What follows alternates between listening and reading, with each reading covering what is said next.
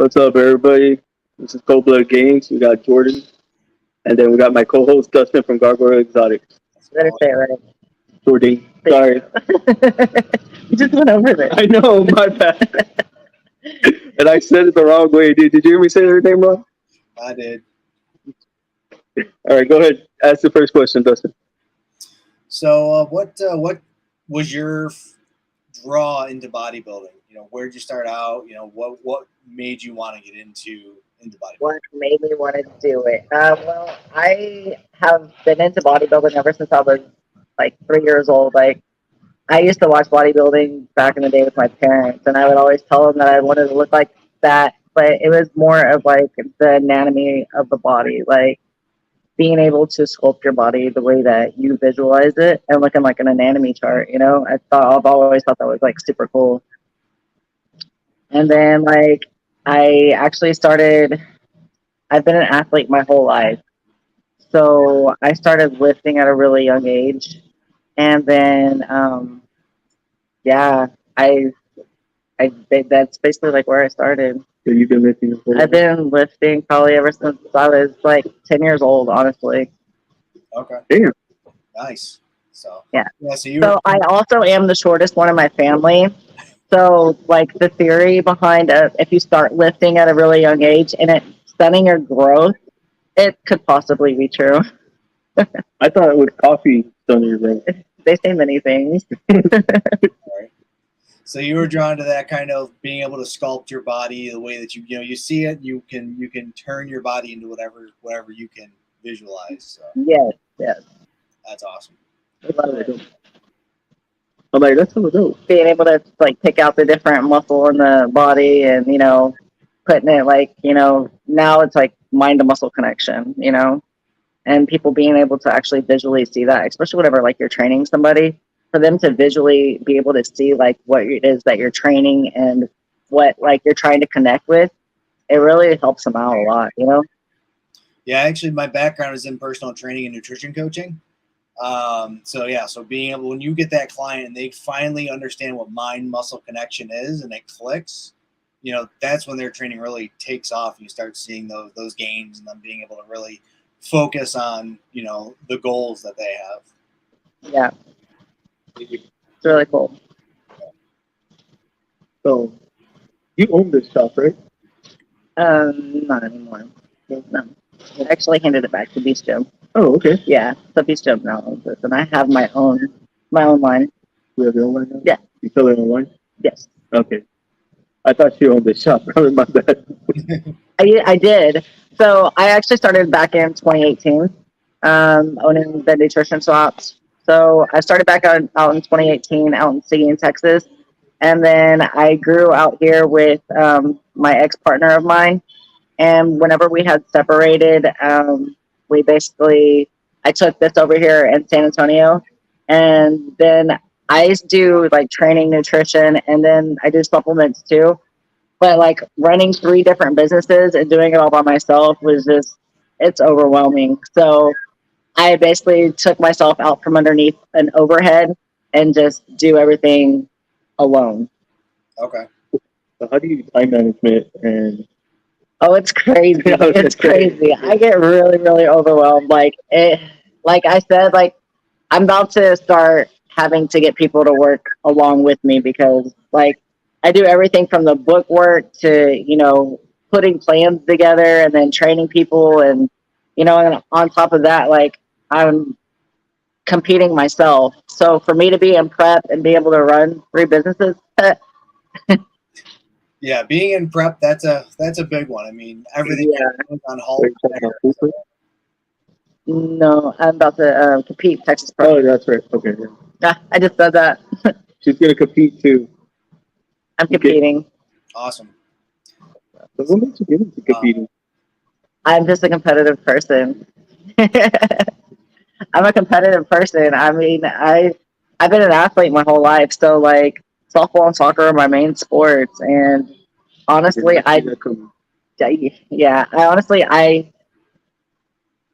it's that drive, it's that motivation. Like if I'm not competing, then I don't feel like I'm progressing for something, in order to make myself better. because I mean that's just what I've known, you know, is to keep on trying to make myself better and, you know, win, and that's what I'm doing. So when you're dealing with prep, so how do you deal with prep? And then once you have the competition done, then go into your off season? Or are you one of those individuals who kind of goes into the competition and then you just continue on for the next prep for the next So whenever I'm in prep, it's honestly, I can honestly say it's a pretty smooth ride for me, because in off season I don't go crazy. I really stick to eating healthy food, but I just eat a lot more healthier food. Like it's just more food. Right. Because the sloppier that you get with your meals and stuff, the more fat you're going to put on. Within my category, which I compete in women's physique, you have to be conditioned. Mhm. Condition is everything up there on stage. If you start letting yourself go, it's going to be harder for you to get back to being stage lean. And, you know, So not the Lee Priest approach. yeah, pretty much. That boy put on some weight. Yeah, he did. It was that fried chicken. Yep. So I remember watching a video. He was sitting there and he's doing prep and he's like, I cannot wait. And he's sitting there just Kentucky Fried Chicken, Burger King, McDonald's. That's all he would say while he's working out in prep. Mm-hmm. It's like, but you look at that type of like, so you look at that type of like the fat that he put on his body is from all that fried food and stuff. Like you can get big like that eating more cleaner food and having a different type of fat on you. right. Does that make sense? Oh, absolutely.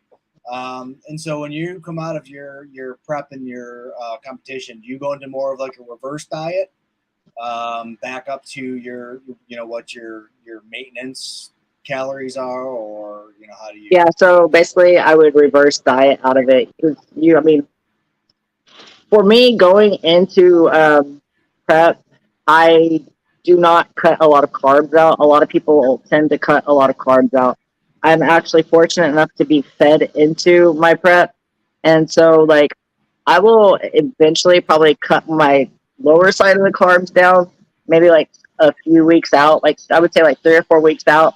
And then I'll end up tapering my carbs back in that first following week. Right. And then post show, I'll be able to eat a little bit, but not too much, because then you don't want to get that extra water on you, you know? Right. Yeah, all that bloating that you're holding and all those. Yeah, I can put you in the hospital. Oh, yeah. I experienced that my first show. No, not fun. You live and learn. Wow. In the hospital, goddamn. Nothing like that. Yeah. So What, you have another question? what were You're like coming out, but it's not coming out. did you have any role models you looked at up to in the bodybuilding industry when you first started, or? I mean, so as far as like looking up, and I hate saying this because it kind of, I'm not really a fangirl. Does that make sense? Yep. Like, I really try to like thrive on just making myself better. Yeah, I see everybody else and, you know, they're doing their thing. They're doing great at it, you know, but that's not something that I'm just like, oh yeah, I want to be like that. I want to be like that. I want to be like that. I've never been like that in my life, you know? I'm sorry, I fangirl over here. I did, bro. I was like, dude, she's a beast. So I mean, I remember when I was growing up, and you know, Jay Cutler did the cover of Men's Fitness where he had that Superman necklace on. I'm not sure if you know that. It was a black and white cover. That was kind of like the aesthetic. I'm like, that just like looked like the perfect aesthetic for the body. So that was kind of one of the first, you know, visions I had for like what I wanted to look like for myself. So that's kind of what I was wondering, if you had someone who was like, you know, like that person has just like an amazing physique. There's so many great physiques, you know, but they're only great for that person. Right. You know, I can't take that person's physique and put it on my body. Right. That's just impossible. You know, everybody to each their own. You know. Yeah, absolutely. Bro, you seen her picture? Man. The physique is Yeah. amazing. I want to look like her, but that's not gonna happen. Thank you. It's definitely not gonna happen. Look at me compared to her. Look, so color. Look at that, bro. Nice. What the? Right? Look at that. The gun show. What is that? I tried to train you, Chris. I'm just like, what is that? God, did you see that? That was a baseball in there. Nice. But okay, so do you only do bodybuilding only, or do you do like calisthenics or are you No. riding? I'm on only bodybuilding. You only do bodybuilding? Yeah, I'm not trying to throw my body around because, yeah, the reason why I like bodybuilding and lifting weights is because it's controlled. It's a controlled sport. Like, we're able to come in here and, you know, be able to think, you know, yeah, I only want to lift this much, you know, this much is going to be good for me.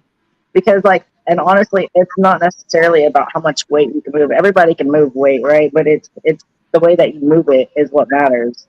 Right. So it's all controlled. It's all in the head. And like I've played sports my whole life, and I've thrown my body around.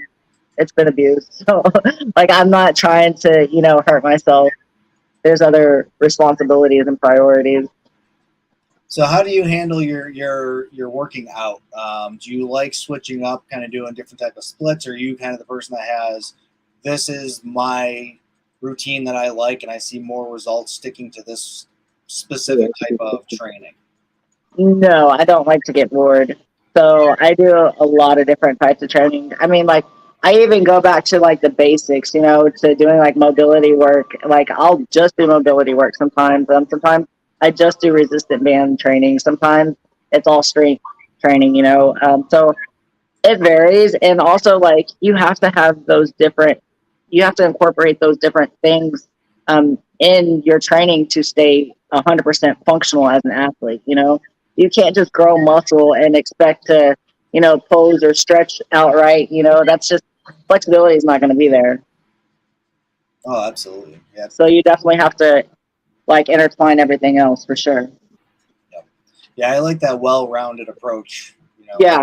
I know a lot of People people, some people have done the same routine for the last 15 years, and I just love it. And it's like, okay, but there's everybody's like volume, and then or like heavyweight, and then they end up like tearing a muscle and they don't realize why. And it's because they don't go back to the smaller things, the basics. Yep. Well, I'm like that. I just say volume, but I've never heard anything. I've played football, so that's all I know is powerlifting. Yeah. Yeah, I mean, especially for like a lot of my clients and a lot of the training I did, I love doing a lot of power and strength movements at the very beginning. And then, whether it was an upper day, lower day, chest day, back day, whatever it was. And then a lot of accessory work, higher volume, lower weight, just to allow the body to still grow, but you're not constantly putting stress on your muscles to the point to where you're going to injure yourself. Yeah, because you end up tearing your CNS up, and then you're not recovering at all. Yeah, so I think it's really important for people to really mix up, strength with volume, with mobility. I've got messed up shoulder from work injury, but because I keep it mobile, I'm still able to work out, still be able to do shoulder fly, still be able to do a lot of the stuff a lot of people say you shouldn't be able to do with the damage I've done to my shoulders. So, but that's where mobility comes in, and be making sure that you're really warmed up before you start working out. Yeah, I got to prevent injury, sure. Dude, I'm bad at that. I don't do any mobility exercises at all. It's for the longest that I played arena football or football, I've never done mobility exercise. Never. Yeah. We'll put Chris through the ringer. That's what we'll do. We'll get him a nice mobility workout. We'll put your arm out here and just have you go like this for circles until you fall off.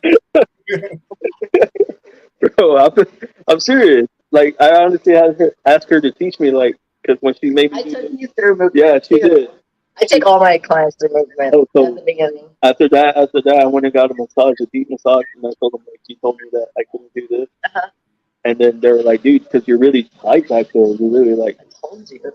Like I was tight, dude. So I couldn't. My muscle was like wouldn't let me go like this. She was trying to get me to do this exercise like toe presses, and my muscles were super tight. There is no range of motion. That's bad.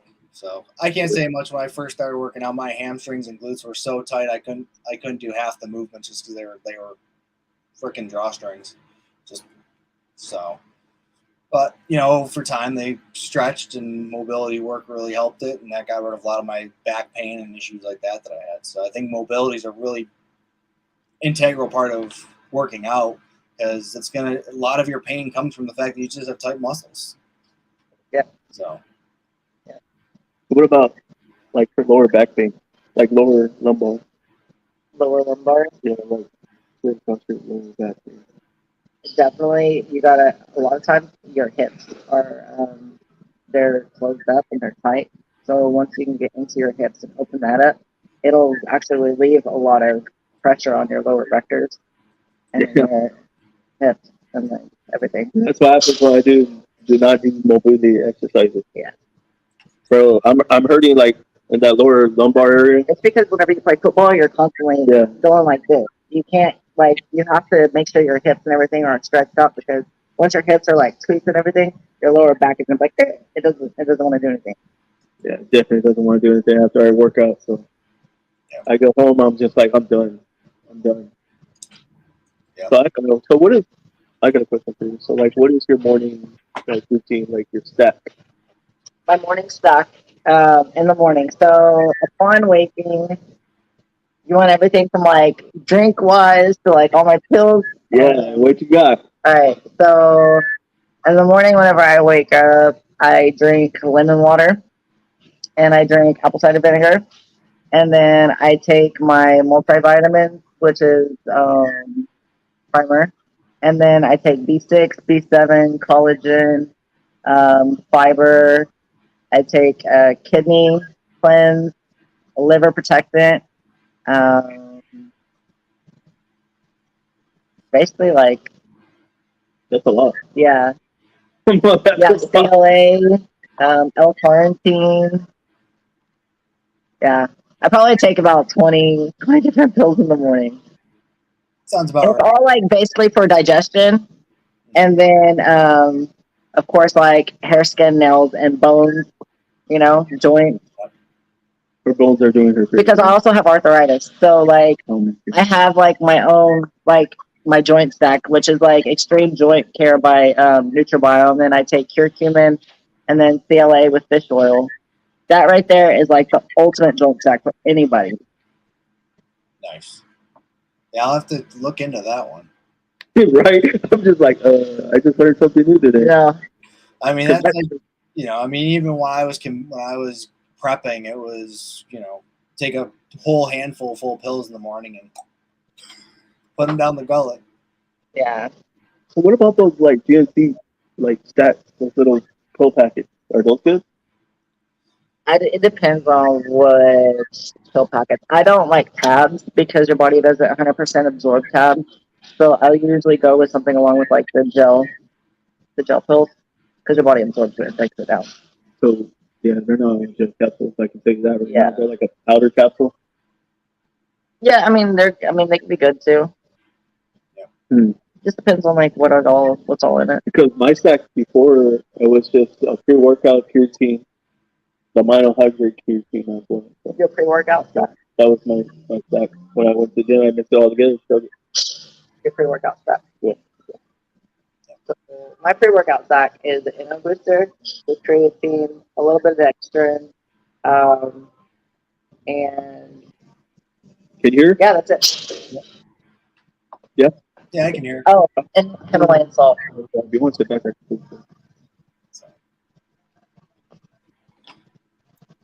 So you said you have your own supplement line that you're working on, or you have your own? It's not my line, so I sell supplements too. Okay. Yeah. So we were actually talking about building a supplement line. Oh, it would be beautiful. I would love to put my brain wrapped around that. But it's $100K. Exactly. That's why I don't have my own supplement line. I'll just sell everybody else's brand until I can afford that one day. So we were talking. We're like, what if we do a pre-workout And what was it? A protein? Well, I was looking at, probably doing. I want to do something that's going to be like a daily stacks, something you're going to use daily. So whether it's a protein, BCAA, EAA complex, a pre-workout, something along those lines. That's like a daily consumable type, type product. Oh yeah, that'd be awesome. But the thing is that you'd make more money doing the pills first. Pills pay the bills in this industry. Raw materials for powders are expensive. Right. So, is there like a pre-workout pill we could do? Yeah. Just gotta use your brain. So let's look into that. Get a pre-workout pill going. Oh wait, also good is like the NO boosters, a non-stimulant pre-workout. You can put that in pill form as well. Yeah, so we could look into something like that. Yeah, Oh, y'all start y'all's own line. I need a test booster stack. That's what I need. I'm getting old.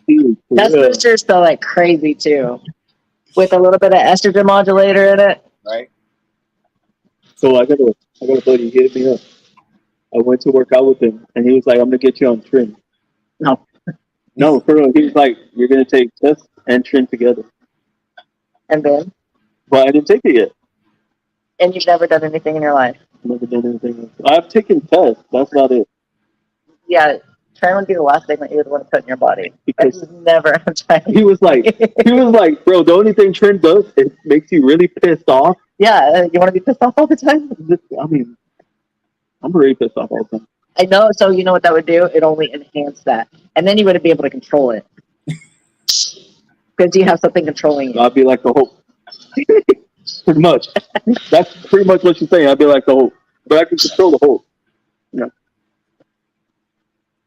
I don't think so on trim. Every guy. That's the first thing they go to is like trend. Like why? What about the other one? They got trend and then It is the most unhealthiest. One of the most unhealthiest that you can put in your body. trend. Mentally, physically, for organs and everything. Yep. It is the hardest thing on your body. What about what's that other one? Well, unless you would go to like Halo. Halo's a pill that you take, and that's even worse. I haven't heard of it. Yeah. Don't do DECA either. I've only heard of trend and it starts with a D. The other one. I can't remember what it's called right now. I stay with. I don't know. I can't remember what it's called right now. I read last day. I think it's called like Dietrich or something like that. Diana Ball. No. Deca. There it is. Yeah, that's what goes as thing now. Oh, I didn't even hear you say that. My bad, brother. Deca has joint benefits. It actually lubricates your joint. So, like, if you're a football player, it helps lubricate your joints, but then you can also run into like libido problems. Yep. It's one of those ones you really got to walk a fine line. But if you're taking trips, that shouldn't be a problem, right? No, that's not necessarily the problem because, like, if you start like adding compounds upon compounds, your estrogen levels can get. I mean, your testosterone levels get so high that it actually converts into estrogen. So then you end up with really bad other problems. Yep. You get like gynecomastia and issues like that. Yeah. But in trend it is.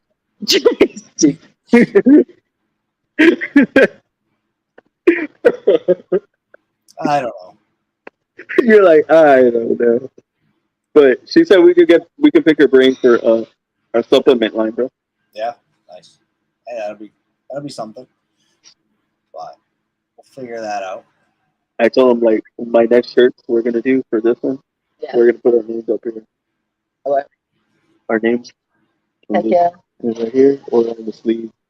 On the next shirts, and I'm gonna DTG print them. Mm-hmm. So it's like digital printer. Yeah. But I like the way those shirts came out because it was all shiny and everything. Mm-hmm. Because everything that you said, I posted. Yeah. Yeah, it came out really nice. That's good. Anyways, back to sorry, bro. Now that Chris likes to ramble, we know this. Everybody enjoys it.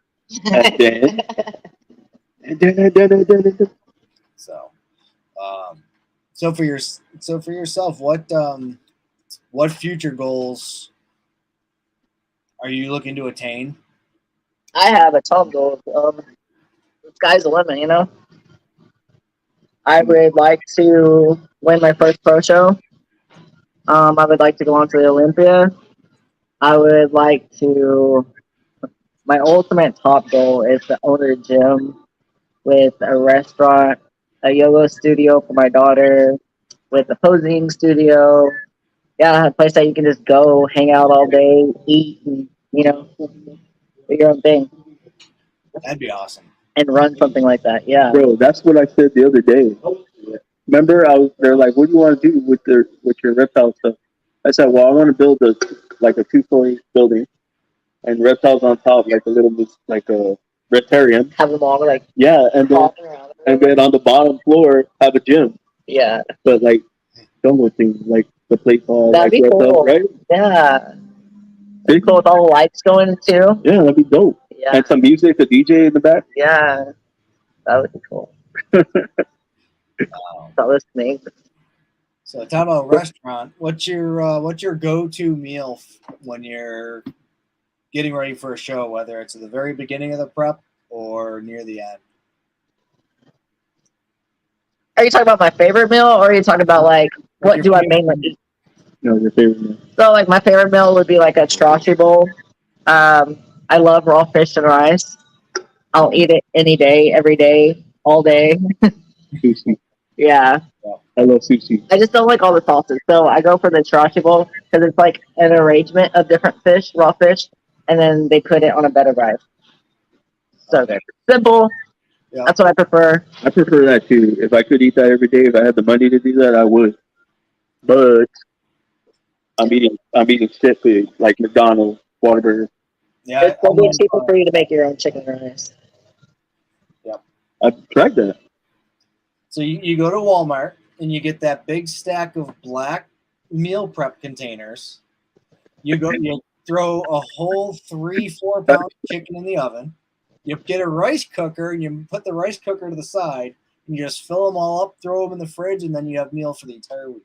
People think it's like the most expensive thing, but really it's honestly the most like cheapest thing and the most productive way to actually do it, to eat, period, and survive. Yep. Yeah, I actually ran a healthy food prep kitchen that we'd actually made pre-made meals for customers. So, I mean, so much you can do prep wise, and it's really inexpensive to do. I mean, Yeah. Obviously getting a salmon and steak is gonna be more, but there's a Of lot course. you can do with chicken and rice and other, really, really low cost ingredients and make a Yeah. wide variety of meals that you're not going to get bored of eating every day. Yeah. So, I mean, you might get tired of the texture here and there, and that becomes a problem sometimes. right. Yeah, but And then that's whenever you go to like the ground stuff, like the ground turkey and the ground chicken. Well, that or you throw some edamame or something in there to give it a little Mm. crunch. And Yeah. I was gonna say, like, what would you throw in there for like what seasonings would be healthy? I know they have some, but I use salt and pepper. that's it. You want to survive? any of the Mrs. Dash's low sodium or no sodium seasonings, they have a whole line of them that are great for meal prep. It's sky's the limit. Basically, it just depends on what you're really looking to put in your diet. Yeah. And where you are. If you're looking to lean out, obviously you're going to take some stuff out of your diet just to, so you're not adding extra carbs in there.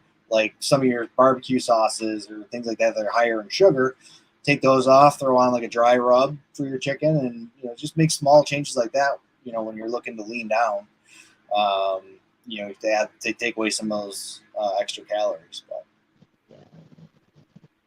Hey, bro. So going back to your question, she has won some shows already. Yeah, so I actually I started competing in 2020. I actually got my pro card in 6 weeks. oh wow, So my turnaround to being a pro was really, really quick. I won Kuclo Classic. I took overall there, and then my coach was like, "Well, why don't you go ahead and go to nationals?" And I was like, "Well, I want to do one more show, to make sure that the judges are what they want. And I want to meet the judge. I want to meet the head judge." So I picked another show in October of that year, and I met Sandy, who was the head judge, and I ended up winning that show overall too. And Then I went to Universe and I took that show too. So that's where I won my pro card. Oh, that's awesome. So yeah, it was really quick. Bro, but like to do all of that, man, it's a lot of work. A lot of work. A lot of work. What we got I there? just want to build muscle. I say that. I just want to look good. Can eat. I didn't. No. There's a problem. There's that last word that you said. Like, shit. I eat like Whataburger chicken strips, and it's only chicken strips. Chicken strips. Do you get the grilled at least? No, I get breaded. That's just it. It's shit. Imagine. So if I switch it up and just ate grilled chicken from Whataburger, I'd be all right. No. And how much water you drink, Chris? Why don't you cook your own chicken? I'm lazy.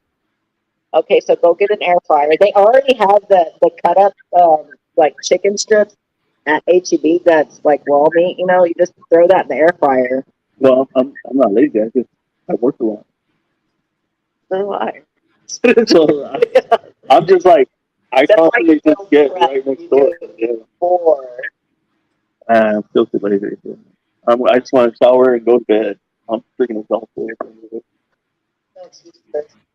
She's right though, because then I look like that. Yep.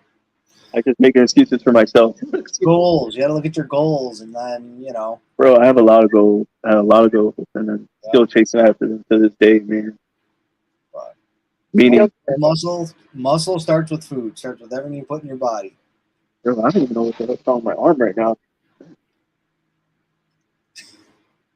So Seriously, I gotta I don't know. I felt like somebody straight punched me in my shoulder, just like that. that's not good. Yeah, it hurts right now. And I don't know who punched me. I was all pissed off. Like, who the fuck punched me? There's that trend that you took. You heard her? She said it was the trend I took.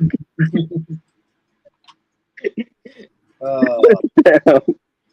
so those That's full messed body tricep pull downs. So what's up? It says those full body tricep pull downs. Right. Full body. But I don't know. Everybody keeps trying to do like calisthenics. What's better? Calisthenics is more for like class movement. It just depends on what you want for your body. If you want to be like super lean and just toned and not put on a lot of muscle, yeah, go ahead. Okay. Yeah, I don't want to be super lean. Yeah.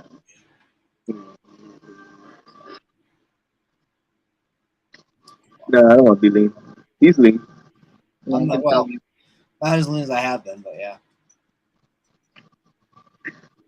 I was gonna ask you something else right now too. Okay. It was ask a question because I had one, I forgot it. So you said next show you're doing is Texas? Yeah, maybe Texas Pro. Nice. So it's like How 9 far are weeks. you from that? What's that? How far out are you from that? 9 weeks. 9 weeks? Okay. Yeah. It's a big show. It's a really, really big show. So it'll be my second pro show. My first one was Tampa Pro in 2021. I did not like my outcome of that show. I got rhabdo after that show. So I needed to take the time off. I needed to grow. And I think right now my physique is probably at a prime state for myself.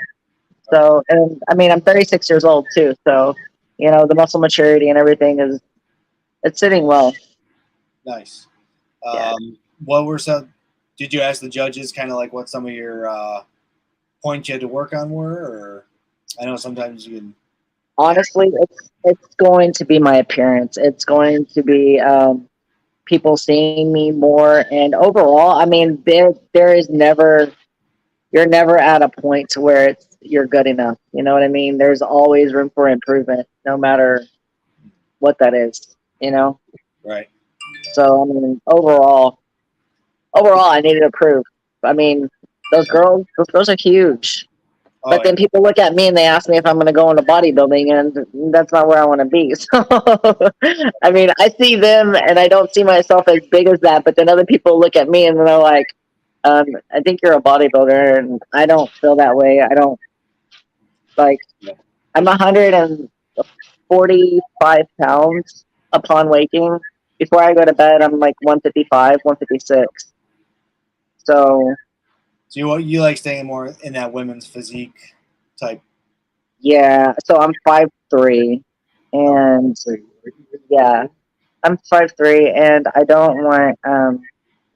Those girls are tall. Those girls are really tall. They'll devour me, you know. So I'm comfortable being where I'm at.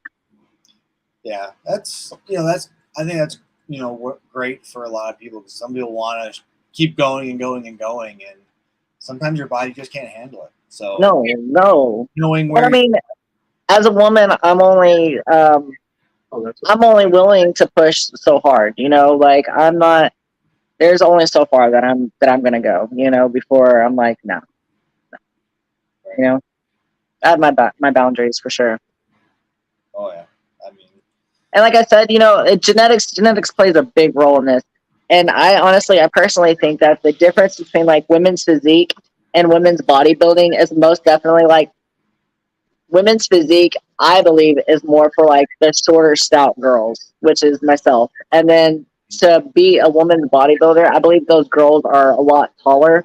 At least I would think that they're above like 5'5". I think women's bodybuilding girls look good at about 5'5" and over.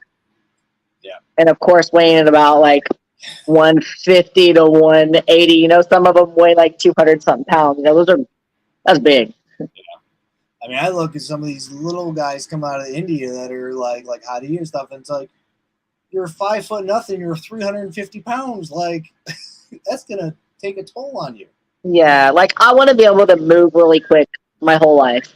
If I got to get out of a situation, I'm going to be able to get out. Oh yeah.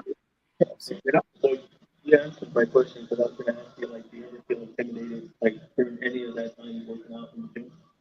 Intimidated, Yeah, like, but like most women, like, when they go to the gym, you see, like, when people looking at them, they get uncomfortable, they get intimidated. You know what I mean? so the gym and intimidation. I personally believe that we're all intimidated. Like going into the gym, you know, whether that us being fit, the girls that are fit or guys that are fit, or people that are, you know, overweight and just barely getting into the gym, you know. I think we all sit in our cars sometimes full of anxiety. And that's just something that each of us have to overcome. And, you know, that's something that like even people that are in here for like the lifestyle changes, like they really need to know that is that we all feel the same walking into here. Like it's not 100% always like we feel good or that we're 100% confident in walking in here, you know, like that's just everybody, because also you got to understand that we were all at one point in our life not like this, you know, like a lot of us have like body dysmorphia and stuff. And, you know, even people that were maybe like overweight, you know, at one point in their life, they still, and they're in shape today. They still see themselves as that overweight person. And, a lot of people have a hard time overcoming that, you know? Yep. So. Yep. Yeah, I can definitely see that. Everybody walking into the gym has a problem whenever they first get in here. But, you know, that's that first step that you have to take in order to progress and make yourself better, you know? Yeah, good answer. Absolutely. Yeah, I was like, I had a question, that was it. Because she was kind of answering it. And that was the question I wanted to ask, because a lot of people are intimidated, whether they be female or male. So, Yeah. You know, a lot of people are intimidated by me, like, personally, because, like, I mean, I have a physique, you know, and, like, I'm not always smiling all the time because I am super focused. Like whenever I'm in here and I'm training, like I'm focused and I'm in the zone, you know, and like a lot of times it takes like that one song to come on or whatever. Then people see like the goofy side of me of playing like the air guitar and like singing and stuff, you know, and then they're like, oh, okay, she's cool too. Yep. Yeah. Yeah, I love that when people go, dude, lighten up. You're just working out. I'm like, I'm thinking about what I got to do. Like, Yeah. we all have that. We all, I have people that like, and I love the favorite question I get is when people come up to you and you're like, dude, what are you on? And it's like, number one, you really don't want to ask someone that question. Number two, I'm not that big. I was, when I was in prep, I was sub 5%. I was only 180 pounds. So I'm not a mass monster. So it's like anybody can get with proper diet and training, you can get down to that lean body type. But it's like, Yeah. A lot of people assume that, and I personally think, if somebody was going to ask me that, it's almost like a compliment. Like, you know what? I do look that good, like, thanks for thinking that, but you would also be ashamed to know of how I was raised and, where this actually came from because, I was raised on a farm out in the country, growing up, like I ate, fresh food. Like I wasn't really introduced into like too much fast food or anything like that. Like my mom put homemade food on our table every single night. We were fed 5 times a day. It was, you know, like, Yep. and then like I started training and lifting weights and being an athlete my whole life. It takes a lot of time to put muscle on. Like a lot of people think it's gonna, you're gonna grow overnight and stuff, and that doesn't happen. Like I've legitimately have been lifting for like hardcore for about 15 years now, 16 years, specifically for bodybuilding, but I didn't, like I said, I didn't start competing until 2020, until I felt like my body had held on to enough muscle, naturally, and that I could take that next step, without damaging a lot of me. right. You know what I mean? I think too many people want to get the muscle on and they want to do shows too quick. I think a lot of these teenagers that think, hey, I'm going to put on this muscle, I'm going to lean down for a show. It's like, take that time from your 17, 18, 19 up to your 25. Get that muscle on. Let it stay there before you decide leaning down and doing cuts because your body can really grow in that time frame. I think too. Yeah, and people like, especially so like my younger clients, like my clients that are, I'm going to say like 20 years old, between like especially males between the 20 and 25.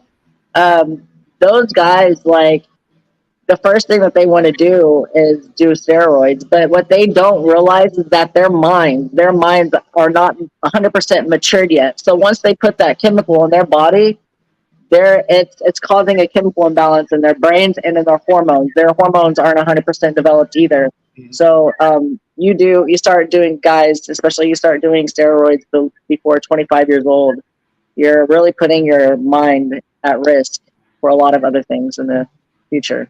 Yeah, absolutely. But I think if a lot of guys would go longer, don't worry about getting into a show at, in your early 20s. I think if a lot of guys went naturally 20, 22, 23, 24, if you want to really get into a show at 25, start, you've definitely hit your peak muscle, growth at that point. Then start hitting, I think you'd see some guys have some longer careers in bodybuilding because their muscles are going to be developed. They're not going to be, eating away that muscle every year trying to get lean again for another show. That muscle will stay with them longer, and they'll probably have better results once they get on steroids and have a longer career without as many injuries. They'll hold on to the longevity of their muscle for a lot longer, and it looks a lot prettier, So is it the same effect in women? It is the same effect in women. Women, we don't start maturing, until later on in life. But it is younger than men. But still, we have women, we are born to make babies and stuff. So those things are very important for us to understand before we do anything, whether or not we want to have kids in the future, and how low we're going to let our body fat go for certain periods of time. All that takes a toll on us. So that affects. That protects our fertility. Oh, damn. Okay. And it affects men's fertility too. So that can make us sterile. That can make y'all sterile, and that can make us not have babies too. Yeah, all right.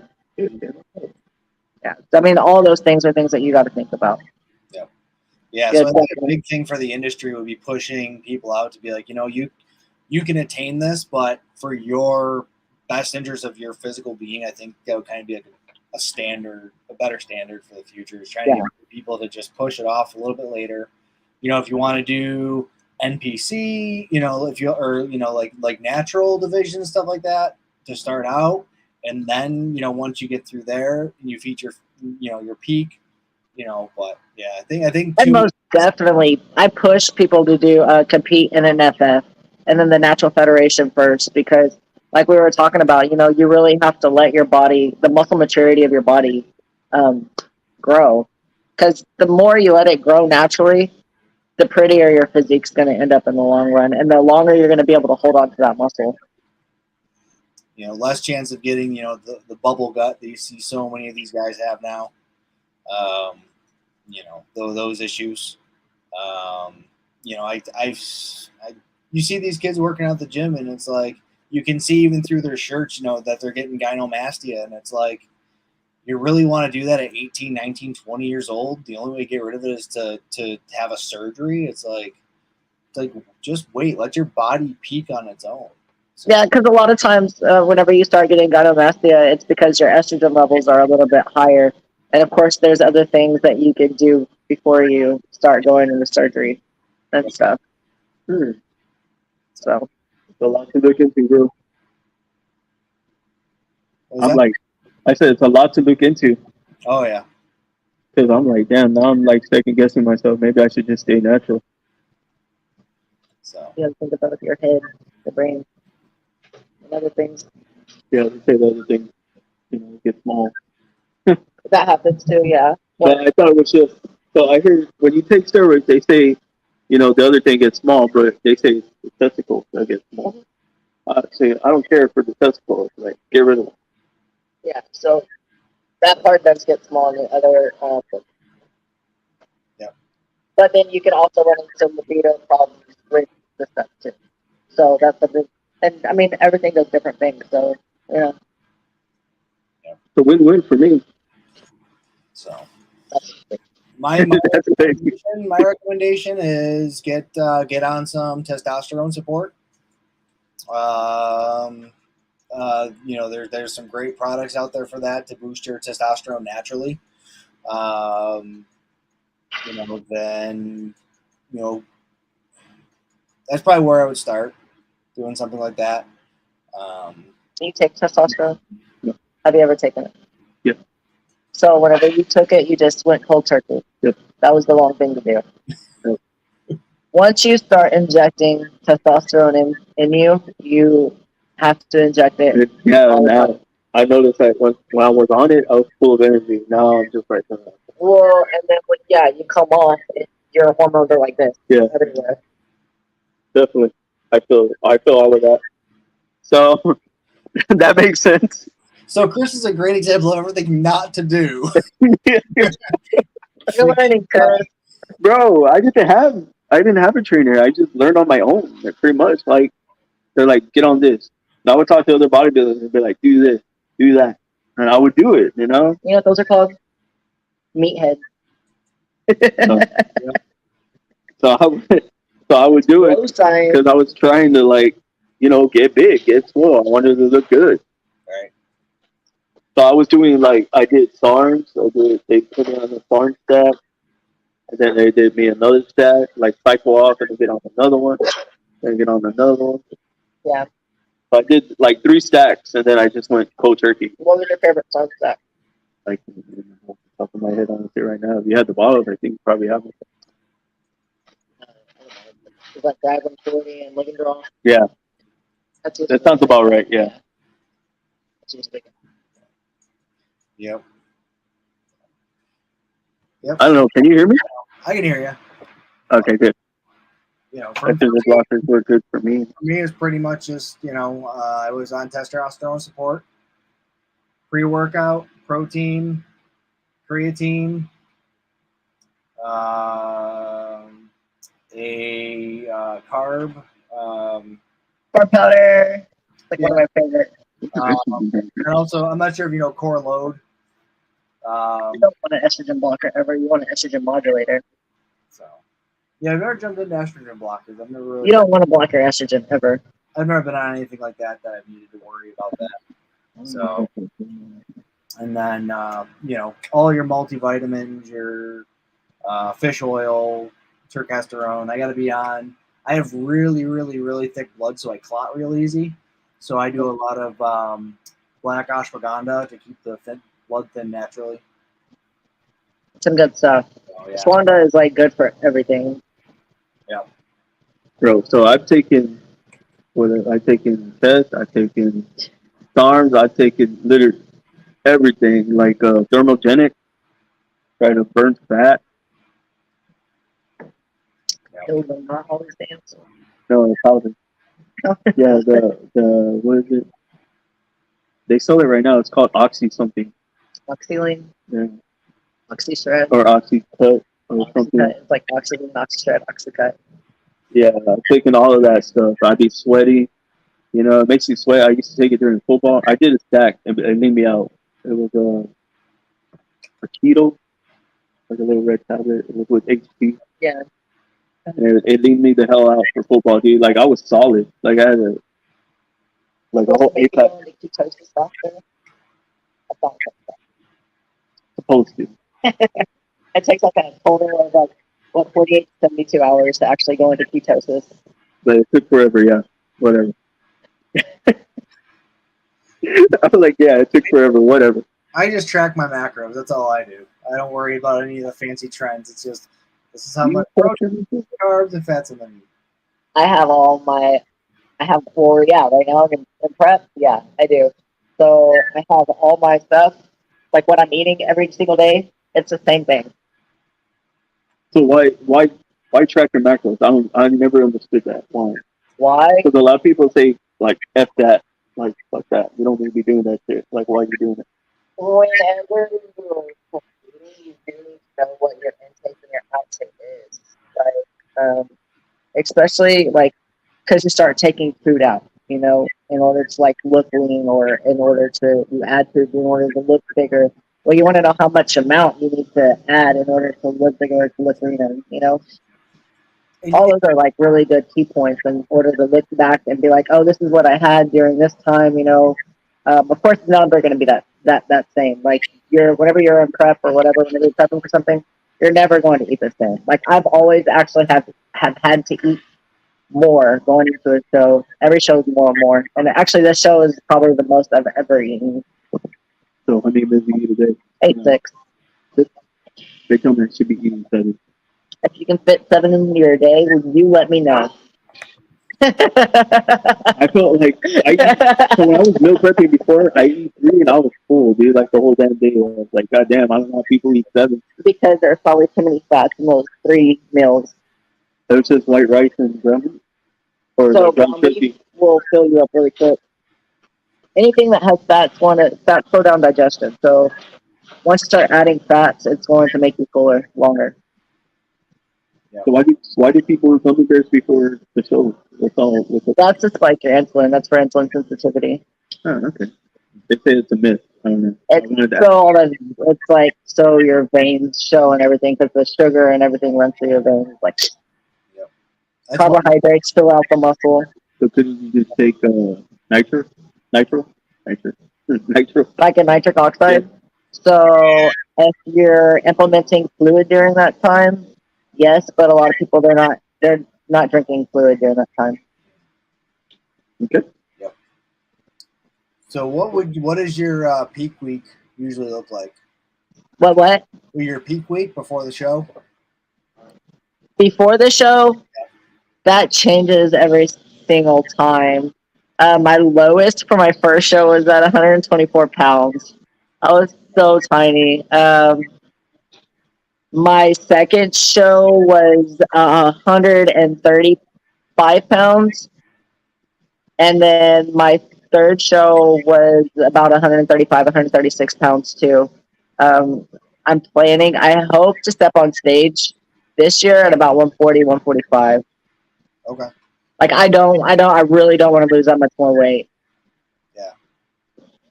So I know a lot of trainers will like do the peak week where you're kind of like ramping up your carbs more. And do you, in the shows you've done, have you peaked more like a day before the show if you throw your carb loading in, or do you kind of carb load a day or two away from your show? Because I know some people they'll say, you know what, I really look better the day after, so they'll do a high carb day 2 days before the show, you know, or a day before the show. So I'm not sure if Yeah. So normally, I mean, everybody's different. Normally, for myself, um, I start carb loading about a day or two out okay. from my show. Usually those carbs are just more cleaner carbs. I don't like to put sugars into my body because I don't have sugar anyways. That's not something that my body's used to. I don't like the inflammation that it makes me feel, and then I don't like the water that it makes me hold. So sugar is definitely out of what I do. But what I do like to do is I'll just eat like more cream of rice. And then if it is anything that's going to be like, honey has its ups and downs about, on the glycemic index as to whether or not it spikes your insulin or not. That is something that I do like to use before I do stuff on stage. Is definitely honey, because I know it's not going to make me hold that nasty sugary look. It does me just right. So yeah, just Okay. more clear carbs. Yep. Man, I'm just like, wow, there's a lot. Yeah, there's a lot to learn. There's a lot to it, especially when you get down into the nitty gritties of, peak week nutrition, and, every client's different when it comes to their peak week. And, Yeah. Because, I mean, you also start pulling water like the night before, and then, so the thing about that is you pull water the night before, so the carbohydrates, aren't holding that much water in your skin, and then you start loading up on carbs, so the carbs are now stored in the muscle, making you look fuller. Yeah. And drier. Mm-hmm. Oh my damn. So. I'm just like, how do you know when to do all of this? You become very intuitive with your body and yourself. That's the thing that I like about this sport is that it's all science, and it's so cool. Like everything that you can do, just little adjustments here and there that you can do in order to make your body look extremely different. And sometimes, one of the coolest things that I've seen on myself is sodium loading. I don't ever change. I don't watch how much sodium I'm putting into my diet. But if I notice, for instance, my carbohydrates are lower, my fats are a little bit higher, I'm going to eat more sodium because what that's going to do is going to make me feel more fuller. But I've sodium loaded on 3 pickles one night. And then the next morning I woke up to go pose in my garage and I looked absolutely insane. I was just like, oh my gosh. It was the craziest look ever. Yeah. But yeah, just those little those little small touches that you can do within something. It's it intrigues me. I'm so just yeah, and all about it. So yeah, one of the things I love about nutrition is a lot of people try and keep fats out of the diet, but it's you really need them for hormone support and for a lot of the key issues that you need. And also for allowing your body to metabolize proteins longer while you're sleeping, so you're not going faster without protein. Because I would love to do protein shake with peanut butter in the protein shake, because it's going to allow your body to process that protein so much longer past what the normal half-life of protein is, because that. Yeah, and you're also using a long triglyceride too. Yep. A long medium chain triglyceride. So there's different types of fats. You have your medium chain triglycerides and you have your long chain triglycerides, and those each individually are about how fast your body actually metabolizes those fats. Yep. So if you want to get more, more time out of your protein while you're sleeping, so you're not going so fasted without it, you throw some of that peanut butter in there. That's a low triglyceride, and that's going to, allow you to get more use out of that protein that you're drinking. Yep. Yep. So that works. I see Chris's brain going, Yeah, What is going on here? yeah. It's probably just like, so I eat, but they, okay, so your meathead, what you call them, Yeah. they're like, just eat chicken and shrimp. Just eat chicken and shrimp. Chicken and fish Yeah. and protein, that's it. Just eat that all the time and you get bigger. Is that true? No, because carbs carry proteins to the muscle.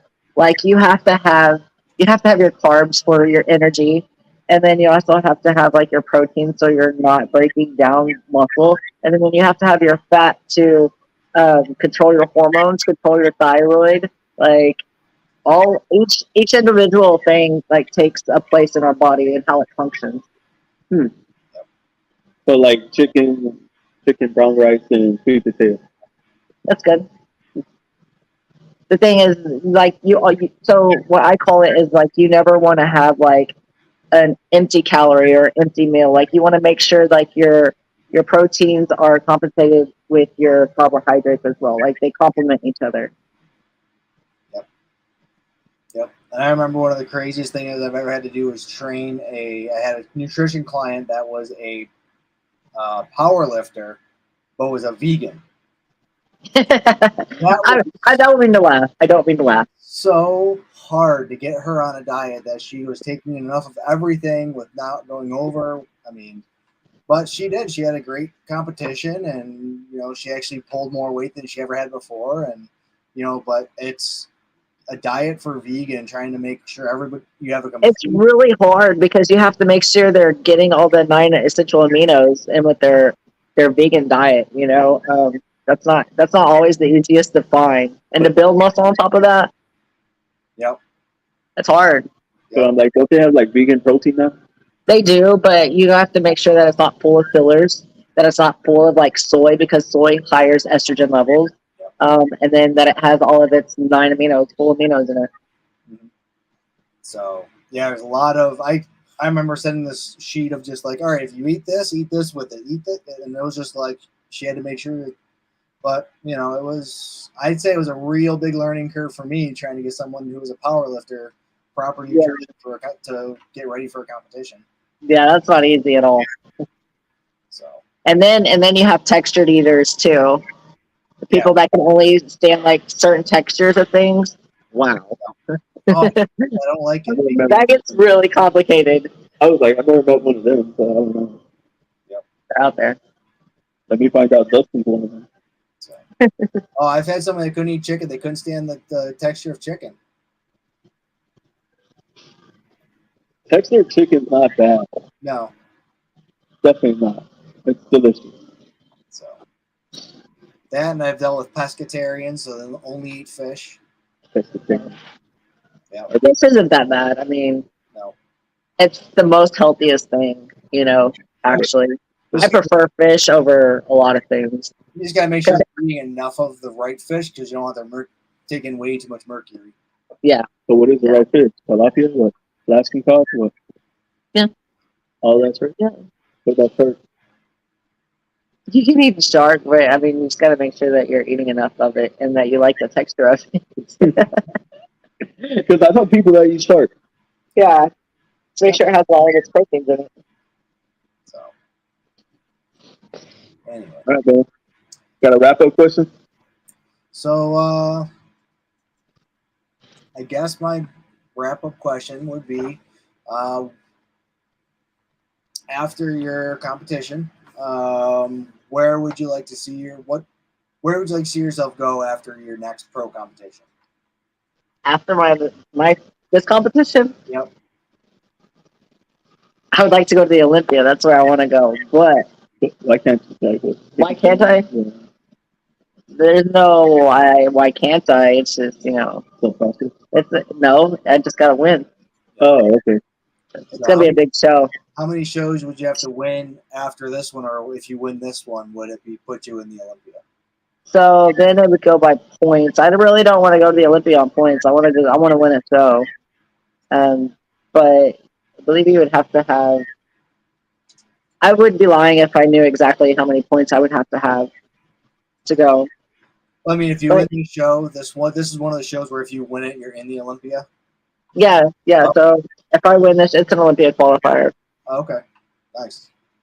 Huh. I Well, didn't know it worked that way. I thought it was just completely different. Like I thought you could just go to the show and just compete. you can have some No. people would have to do a show, then they get invited to do a qualifier, and then if they win the qualifier, then they can go on. So Yeah. it depends on where you are in the process. So you win like your NPC show, right? And then you win, like you would have to win first or second place in there, depending on what show it is. And then you would have to win your national show, and then you would have to win your pro show, which is the show that I'm about to do. And then you get qualified. If you win, you get qualified for the Olympia. Bro, I feel like she's gonna win, but I'm pretty sure Thank she's you gonna for win. having a lot of confidence. I do. Well, I wish you Bro, all the best with the competition. So we'd like to bro, see. she's gonna win them all. Thank you. She knows it. Okay, my wrap up question is, what is one question I didn't ask you that you wanted me to ask? What kind of question is that? It's a question within a question. No shit, that's not a question. It is. What is one question I didn't ask that you would want to tell me about you? I don't know, Chris. Ask me a question. Just want me to ask you a question. Yeah, just ask me. Now I have to think because that was my wrap up question. How's football going? I haven't played football in a minute. What? Yeah, I haven't really got back on the field since my grandpa died. So, Oh, yeah. Sorry about that. yeah. So my grandpa passed away, bro, and I haven't really got back on the field, but I want to. What are you back there? I just like right now I can't because my lower back, like I said. Well, get in with me. We'll continue on. Mobility work. Huh? Mobility work. Ability work. Bro, I don't do that strictly stuff. Right now I'm trying to do the splits at home. It's the important stuff. This is the stuff you need to do. Man, I don't even know what to ask. 'Cause pretty much we like asked a lot. We covered quite a bit. We did. All What's right. your 5 year plan? That would be my wrap up question first. My 5-year plan? Yeah. To have a gym in 5 years. Nice. Yeah. To be an Olympian and have a gym. And with the kitchen inside and all With the that. kitchen, yeah. What about Right. like a little snake at the entrance, maybe? I will put a snake for you. It has to be yellow, though. What about a gecko for if he's a gecko guy? We can do geckos, too. So, well, yeah. But other than that, With our reptile supplement line. Right? Yeah. hey, that'd be hella dope. Right? That would be hella dope, bro. But let's It do just what can't you be said, called though. species, though, because species Nah. already has one. Species. I never seen that. Yeah, Dave Palumbo's one. Oh, yeah. I don't follow him. I only follow like what's that other guy? Seth? Seth Brosey. That's Axel Fudge. Yeah. No, yeah. Yeah. Seth, yeah. Yeah. I like him. I like Seth. I try all his workouts, no lie. Yeah, he's a good one. So I try him, and then I love his BCAAs and EAAs with hydration. That stuff's really good. That's my favorite BCA ENEA. Well, I like NutriBio's too. NutriBio is amazing. My favorite product by Axel Fudge is actually Hydraulic. Their NO booster. They have the best NO booster on the with market. Rob Bailey and Dana Lindsay. They're great people. Yeah. Their supplement line. She's actually with Redcon 1 now. Yeah, believe. now Yeah. she's have you seen that girl she's training with, Kristen Nim? Yeah, Kristen Nunn. Yeah, she's got that too. She's got big arms. Bro, that girl, I'll send you her profile because I follow her. All right. Yeah, that girl is huge. Like you thought she was huge. No, she's huge. She's got big arms. No, she's huge. She's got big arms. She's huge. How tall is she? It's probably, I don't know. I don't know. She's like your height. I'm like, I don't know, but yeah, she's big and she has her own, I think, supplement line too. Or she's with somebody. Who's she with? Mm-mm. Yeah, she's always. She's herself. Yeah, I know she's to herself, but she's always I don't know that she's. pitching a brand. That brand she's It's not Blackstone Labs, is it? No. Not sure. Hold on, I think I know what it is. We gotta get to the end of this. Yeah. Anything else, brother? Because other than that, we out. All right, sounds good. No, not everything else. All right. Thank you. Thank you, everybody, for watching. Y'all have a great night. All right, Bye. everyone.